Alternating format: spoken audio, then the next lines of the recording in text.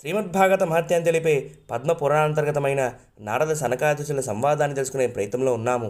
నిన్నటి రోజున దుందుకారి గోకర్ణి ఘట్టంలో దుందుకారికి ప్రేతత్వం నుండి విముక్తి కలిగింది అని తెలుసుకున్నాము. అందులో భాగంగా విష్ణుపార్షులు దుందుకారిని తీసుకుని వెళ్తుండగా గోకర్ణుడు అడుగుతాడు, మిగిలిన వాళ్ళందరినీ కూడా ఎందుకు తీసుకుని వెళ్ళటం లేదు అని. దానికి విష్ణుపార్షదులు సమాధానంగా చెబుతారు, వీరందరూ శ్రద్ధాపూర్వకంగా వినలేదు. వినిన విషయాన్ని పూర్తిగా మనస్సును లగ్నం చేసి మననం చెయ్యాలి అని అంటారు. అందుకోసమే గోకర్ణుడు శ్రావణ మాసంలో ఇంకొక శ్రీమద్భాగవత సప్తాహం చేస్తాడు.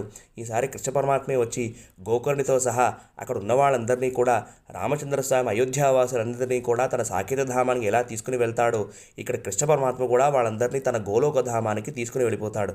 అయోధ్య వాసిన పూర్వం యథా రామేణ సంగత తథా కృష్ణేణ తేనీత గోలోకం యోగి దుర్లభం. అందుకోసమే పూర్వాచార్యులందరూ కూడా శ్రీమద్భాగవతాన్ని శ్రీమద్ రామాయణాన్ని అనుసంధానం చేయండి, అవి చాలు అని అంటారు.